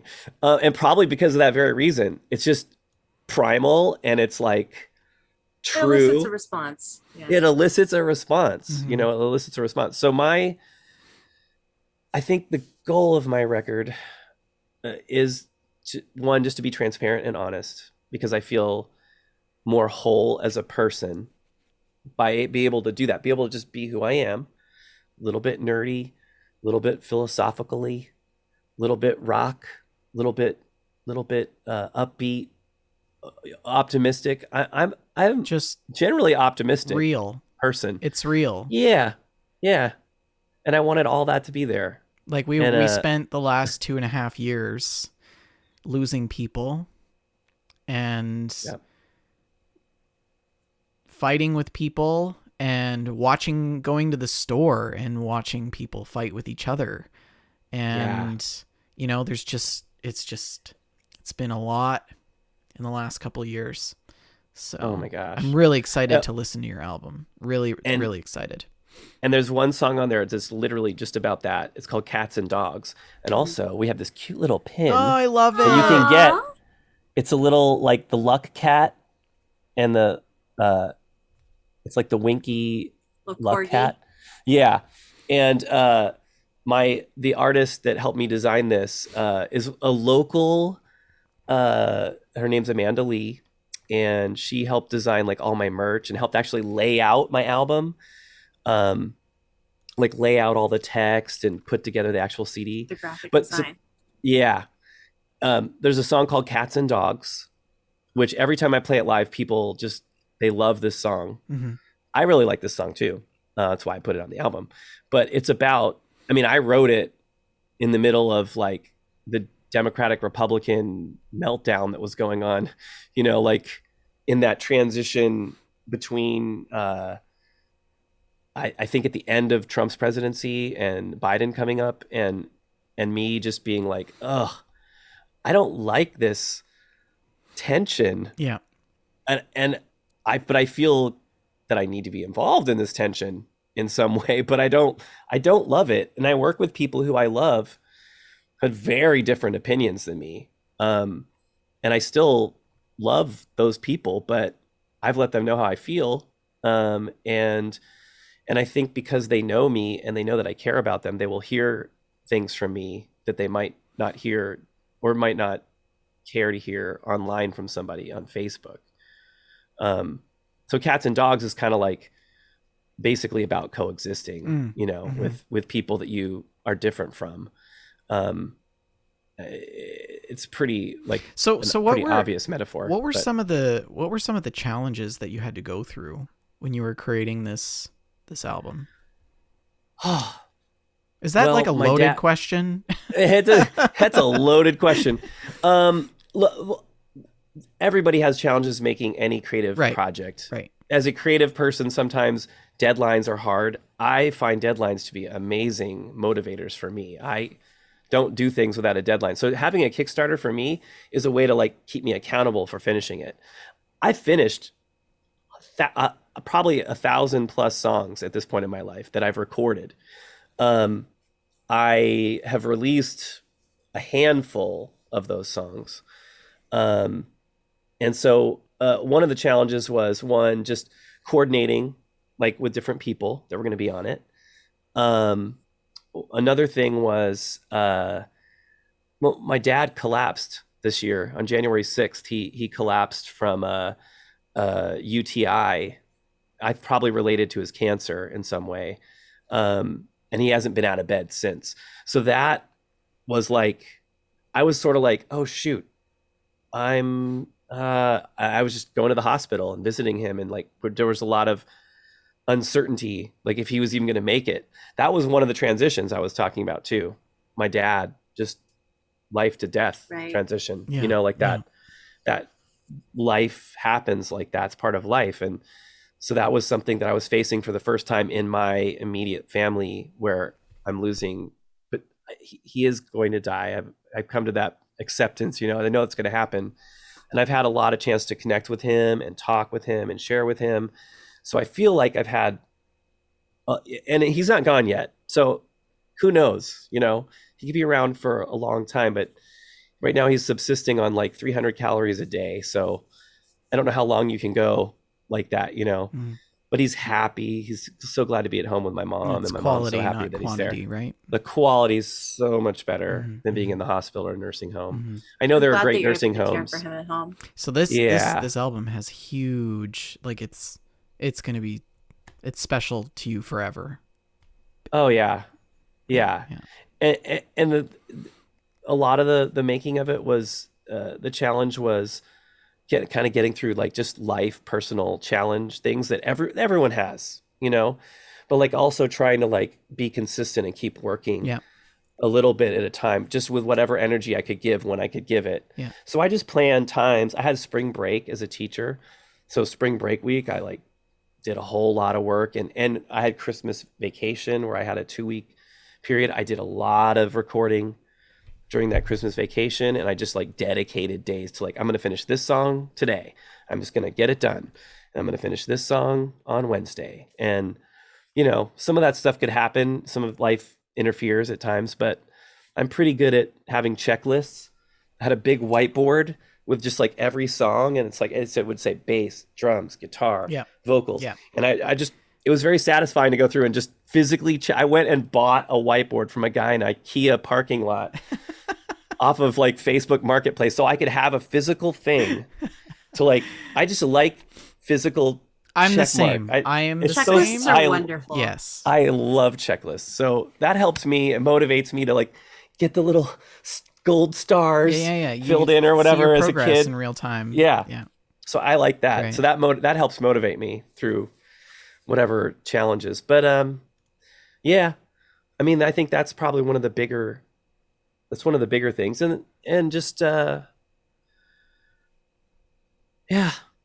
I think that's probably the biggest thing, because I was kind of waiting. Yeah. And I know like I'm sort of like still trying to like live life, but also be involved and check in, Yeah. you know, with both my parents. So Yeah. that's challenging. Yeah. Well, Stephen Wesley Guiles, new album Transitions, available on Bandcamp. If you're interested in picking that up, you can stream it or download the digital album for $20. And then there's also some autographed signed limited edition compact CDs as well, a lovely sticker pack, and the I Seriously Love You t-shirt, which I think I'm going to have to pick one up. Also, the enamel pin that Stephen was showing us, you can pick that up. And his full digital discography is available for you as well on that website. So once again, we'll pop that in the chat. And if you're listening after the fact, that'll be stephenwesleyguiles.bandcamp.com. You'll be able to find. And also, work there. if you just go to newcoolnow.com, new cool now, Oh, and Dude Fuse. Hey, check this out. You're on the Twitch here, so follow me on the social medias, and we'll connect.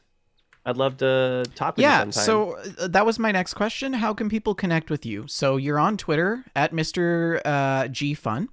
Mr. Is G there any Fun. other methods or mediums of communication if anyone wants to collaborate on a project with you, etc.? Yeah, I'm on Instagram at swguiles, SWGUILES. I'm on TikTok. I have so many different handles. It's really bad marketing. On TikTok, I'm Mr. G Wiz, MRGEEWHIZ. I could probably give you all these in one spot. Let me see if I have them. You know you can change your Twitter handle, right? Oh, you can. Yeah. Oh. So I used to be a different Twitter handle, and then I changed to my full real name for my professional account. And then you kept Vendertron for your gaming. Yeah. Vendertron is just sort of like my screen name, but yeah, that's a thing. It's hard when you create a digital footprint and then you want to try to shift it for something else, and then Yeah. Are you telling me that you're not actually a robot? that remains to be seen. I have no comment. I plead the fifth. I feel so betrayed. Well, that's lovely. Thank you so much for sharing transitions with us, with the world. I've only been able to hear Me in a Nutshell, and I love it. I am excited to listen to the rest of it. I'm definitely going to pick up the album. It's a beautiful album. Yeah. It really is. I'm going to listen to it in my hammock, looking up at the trees. And This is a good hammock album. Yeah. I think I want to make that somehow into my promotional materials. Hammock album listening music. Yes. Yeah, you could just have some B-roll or stock footage of somebody in a hammock with headphones on, just swinging back and forth. Gently swinging. Yeah. Well, on to the last part of our show, which is what we are playing. Unfortunately, this evening we're gonna skip over the screenshots and stories and save that for the next episode of GameStack. But Stephen, what have you been playing? What kind of video games have you been up to lately? So I play a lot of Fortnite. I've in a lot of Fortnite. That's kind of my go-to game because I have friends that I just hang out with. So like it's literally like just time for me to we just chat and it's fun to have like a goal. I found this really cool game on Steam that I don't know how I found it. It's called Dorfromantic. DORF. Are you are you telling us that you're also a victim of the Steam summer sale? I may have been a victim of that. I don't know. I don't even know where I saw it. Is this cool isometric like hexagonal pieces and you put them together? It's like a puzzle. But I really liked it. It's a really cool game. It was very, very chill. It's a very chill game, but you want to do better each time. It's like a city builder? It's like it's not a city, kind of. You're sort of as you place tiles, as you connect the tiles, it expands your little kind of empire, and you have to place them. Strategy. Yeah, and you try to place them so they connect with multiple parts, almost like a Catan or something, like a little bit of Settlers of Catan, but right. It's really interesting. It's solo. It's not it's not really competitive. So I played that. Elden Rings I put over 100 hours into. I could easily probably play I don't know, 1 trillion hours. It feels like there's so much in that game, and I absolutely loved it. I haven't played it for I think a month. I was at the end of the school year and the album was just about done and I was getting ready to mail that out. So I just kind of dropped off, but that game is incredible. If you liked any of the Dark Souls games, man, Elden Ring is just it's huge, but it's so good. If Rick was here, Shalene, neither of us would be able to get our gameplay in. You know that, right? Mm-hmm. This was the Elden Ring show for quite a while. Yeah. There was 3 or 4 weeks where Rick was like, oh. It's a fantastic game, though. It really is splendid. Oh my gosh. It's a special game. Good stuff. What else have you been up to? That's for gaming. That's about it. Those are my and I play a game called Tetroid 3, which is on cool math games, and I was the world champion until a sixth grade girl at my school, when I told her that I was the world champion, decided to destroy me in Oh like an afternoon. no. I had by the way, I challenge all of you to try and beat my score. Cool math games, Tetroid 3. It's kind of like Tetris, but you just place the pieces like anywhere on the screen and you try to make a cross. So there's no falling, and it's not like stressful because it's going like all the time fast. It's just like you just put them at your own pace. And I had a score of 19,500, which I couldn't find any scores anywhere online where anyone had beat it.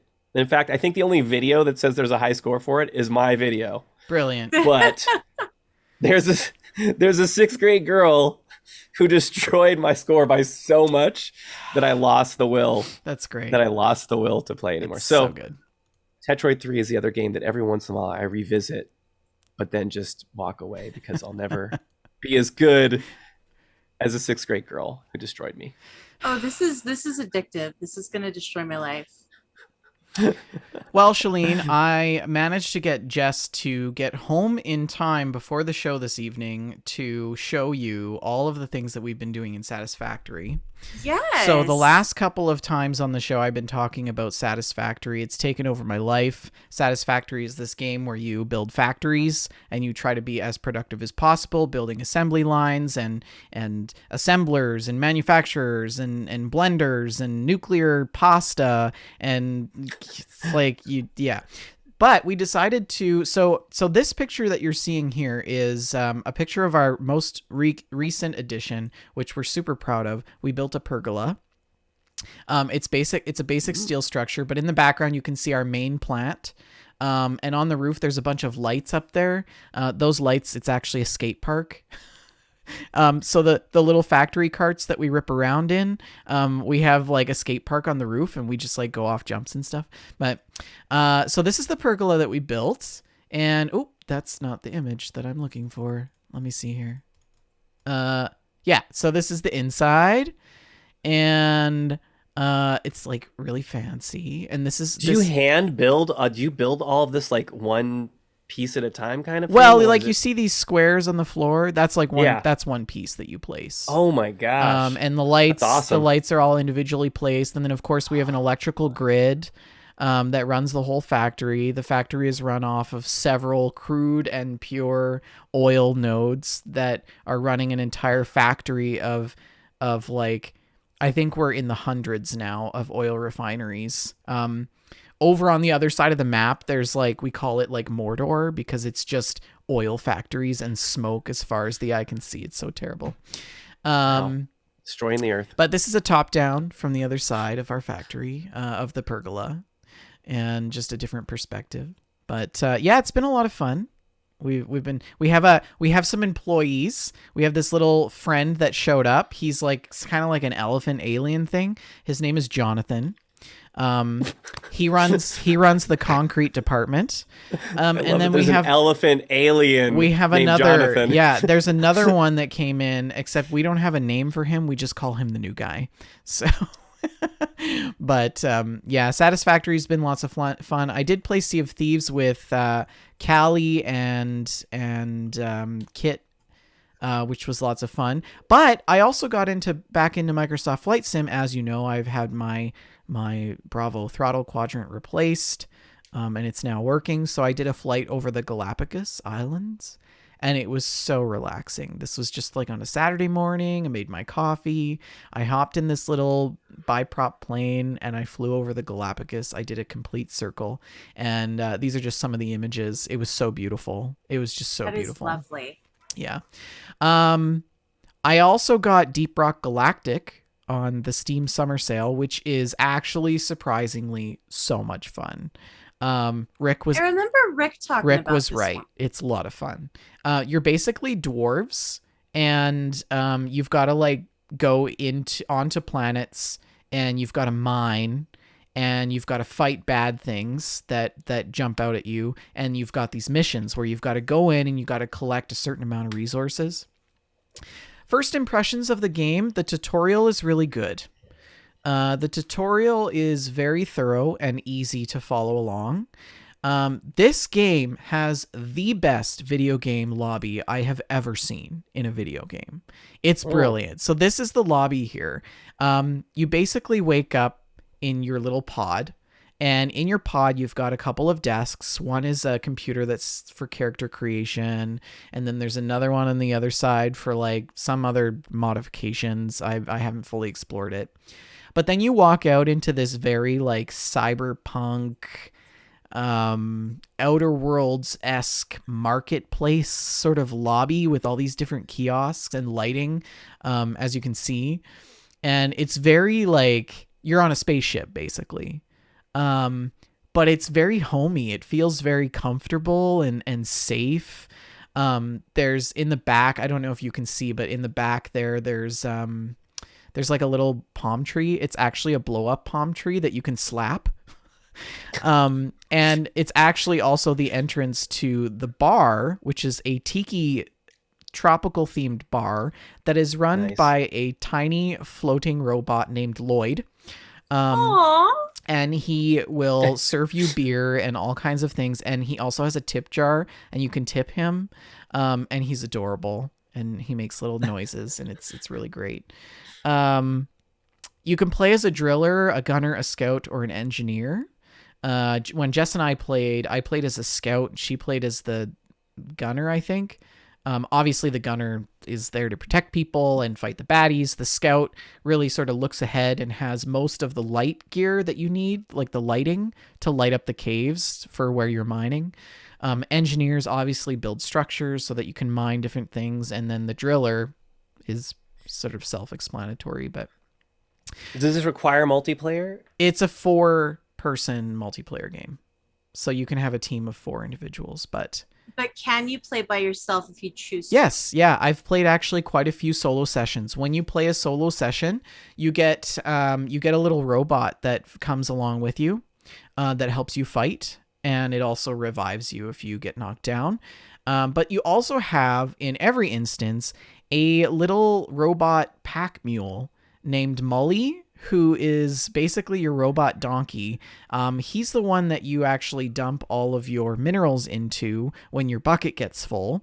And you have to call him over, and he's always following you around, and it's really cute. You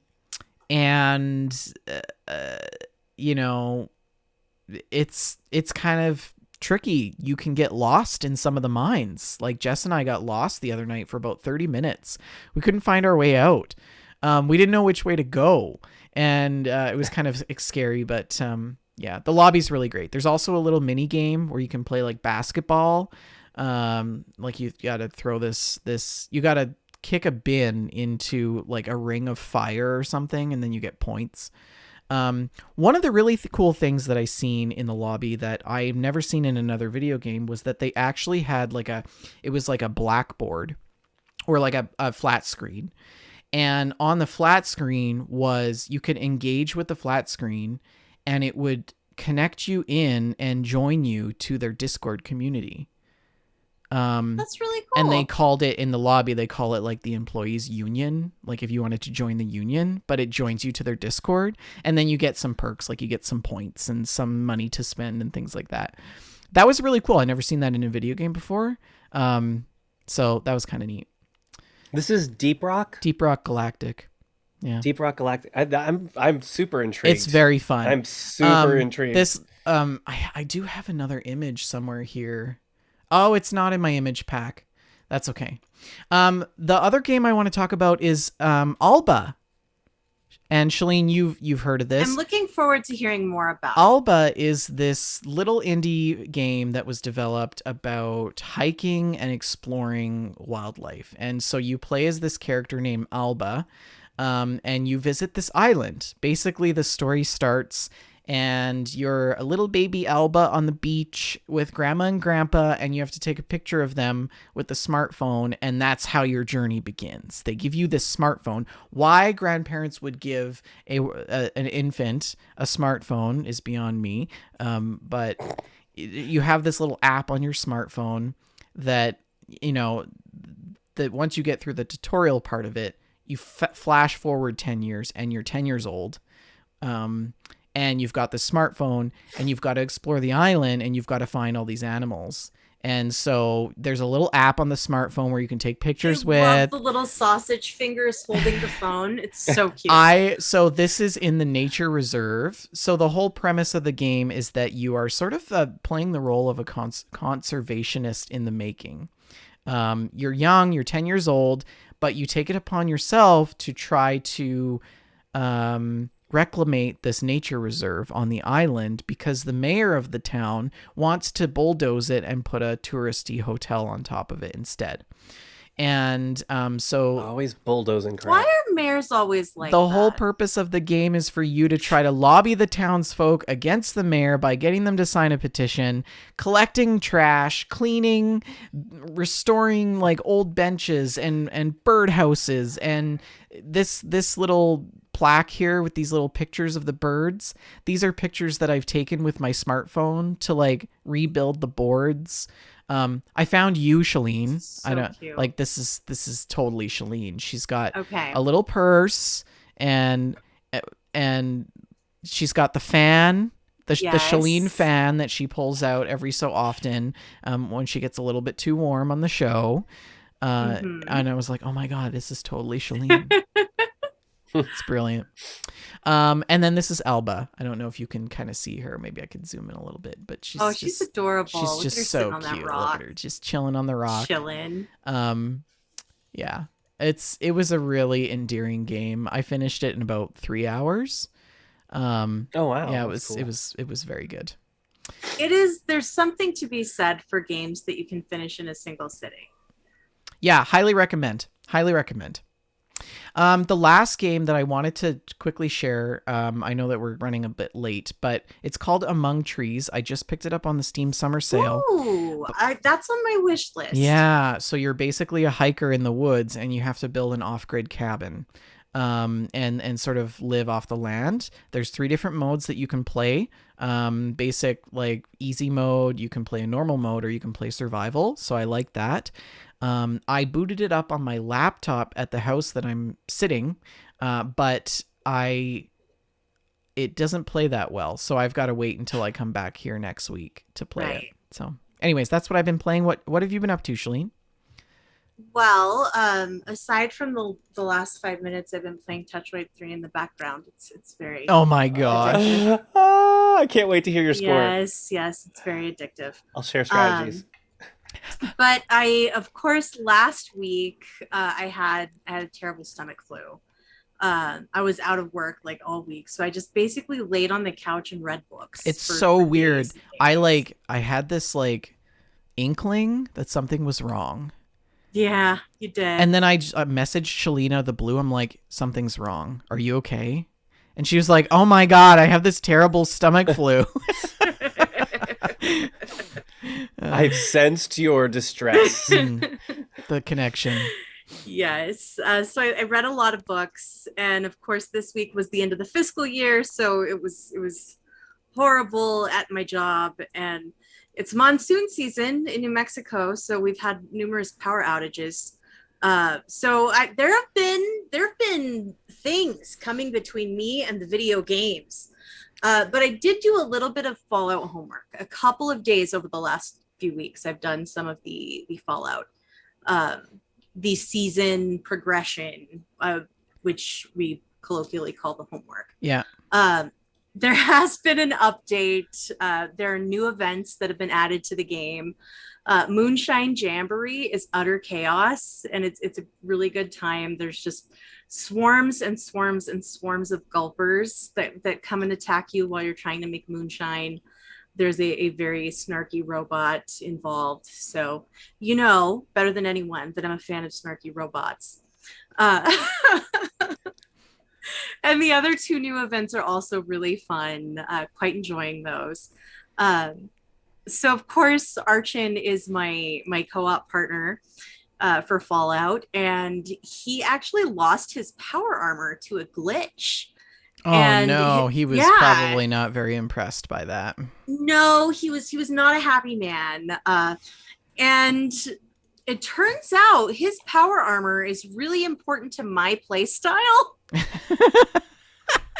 Him being a tank and protecting you from massive damage. Yeah. Oh, It brilliant. turns out I literally hide behind him a lot of the time. Like I stand behind him when scary things are happening, just like real life.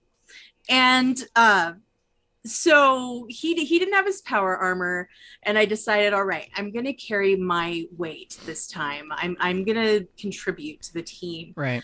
And so I pulled out the donut. I have this pink power armor with sprinkles on it. Oh my gosh. Yes. So I deployed the donut, and I put on my power armor, and it turns out I'm a terrible tank.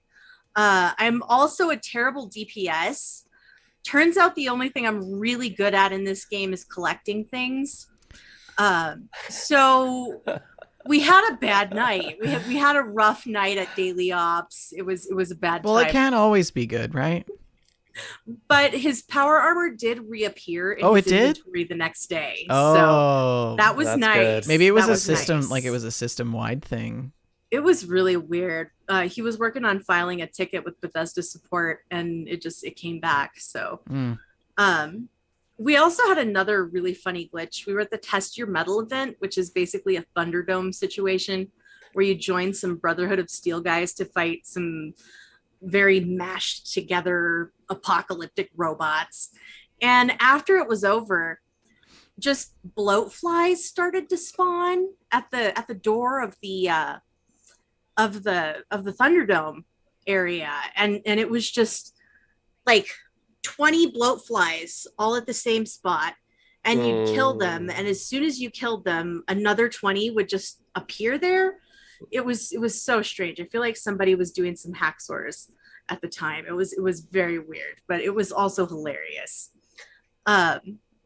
Last night, I logged on for homework. I was really happy, getting some hangout time with Archon, and there was a nuke launch while we were working on something else, and then we were getting ready to go travel home. We both live near the White Spring, and my camp was nuked. What? On the outskirts of the White Spring, my camp was nuked. Oh no. And I mean, it's okay. It's not a fancy camp or anything. It's some prefab, and it's not much, but it's home. But I'm not hurt. I'll repair it the next time I log on to play. It's fine. But rebuild. Of course, my companion, Commander Daguerre, she was there while it happened, and I was really concerned because she's in the nuke zone, and I thought, well, Commander, like you should leave. There's a lot of radiation here. I don't think you should stay. And I was complaining about this. Archon reminds me, well, she's in a spacesuit. She'll be fine. She's in a spacesuit. I tell him yes, but she's not wearing the helmet.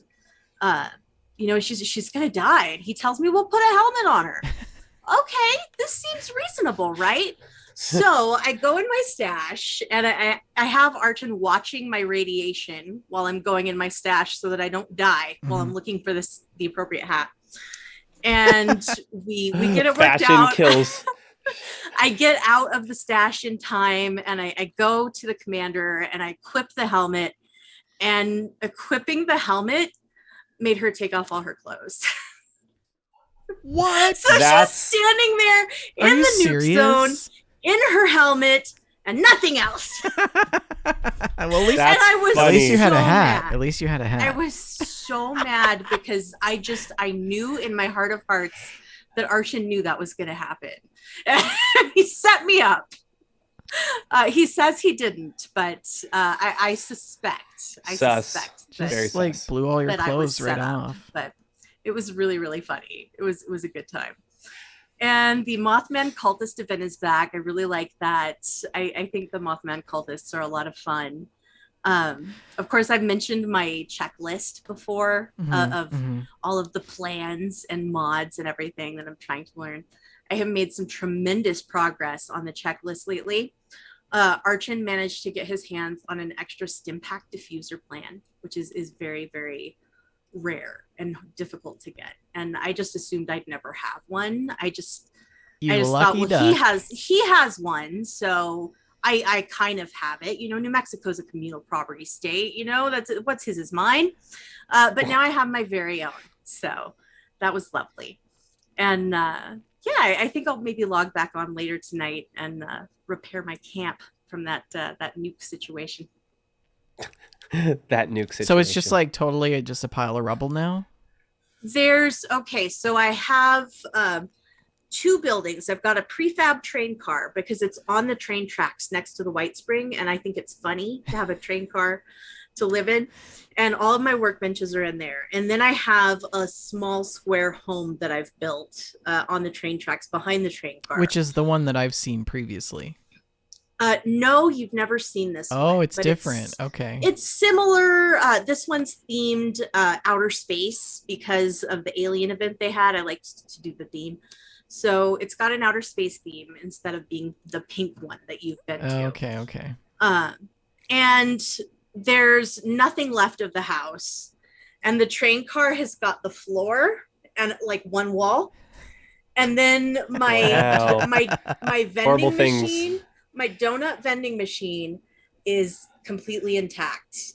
So the donut bot is just standing there, the only survivor of this apocalyptic scenario, selling my That's stuff. Exactly how it's going to be in real life. Keep up the work, donut bot. That's exactly what's going to happen. When nuclear fallout hits the United States, all that's going to be left in the Midwest is donut houses, just all over the highways. They'll just giant donuts. My vending machine placed next to the White Spring has been doing so well. I am selling so many plans and extra outfits and stuff. Maybe twice over the last week, I've had to log out while somebody was there buying stuff because my cap's maxed out. It's been wildly successful. Wow. I am a capitalist champion good little saver of the wasteland. It's amazing. So it's been fun times. When your real life spills over into your gaming life. Well, it sounds like you had a great time. That's it for my games. Well, that is a show. Ladies and gentlemen, thank you all for joining us on this wonderful episode with Stephen Wesley Guiles. Don't forget the show is sponsored by Oak and Crow Coffee. If you head on over to oakandcrow.com, you can pick up a bag of We Just Love Coffee Blend. $2 from every bag goes to the Children's Miracle Network. Also, if you are interested in picking up Steven's new album, Transitions, you can find that on Bandcamp, or what was the other address? Now Let's Cool? New Cool Now. New Cool Now. Thank you. It will be available in all streaming services in October. Excellent. So it's on Bandcamp and you can get it and download it, and that's more direct money to me. Wonderful. If you do it that way, but it will be on streaming. Yes. All the streaming. So, and we will post that information in the Discord as well for those of you who are listening after the fact and wondering how to navigate over to there. If you've got questions for us about things that we've talked about on the show, send us an email at info@wejustlovegames.com. We would love to hear what you have to say about some of the things we've talked about. You can also find us on Twitter. You can find Steven at Mr. G Fun. You can find our network at We Just Love Games, Shalene at Shalene L, and myself at Vendertron N. We are also on the Facebooks, facebook.com/We Just Love Games, facebook.com/group/We Just Love Games. You can find us on Discord, our chat after dark. If you scroll down right below us here on our Twitch page, you can connect right in. Don't forget, we record the show live every Friday at 6:30 p.m. Mountain Standard Time, twitch.tv/We Just Love Games. We're on YouTube, iTunes, Stitcher, iHeartRadio, Spotify, Apple Podcasts, Google Podcasts, all other platform you can think of. Please like, subscribe, and review. Thank you for listening. And Shalene, have you got a last word? Okay, so far, my Tetroid 3 high score is 385. It takes a while to break the 1,000. You'll get there. Mm-hmm. I believe in you. Yes, this is my third match. Oh, so. I got one hint for you. The back button. Have you used the back button yet? There's a back button? Yep. Oh, this big red button. Yes. Okay, so is that like an undo? Undo. You can undo one level, and that will unlock little mistakes you make. I know. Good to know. Tetroid. It feels a little cheaty, though. Games. Feels a little cheaty to do that. Good night, all. Bye.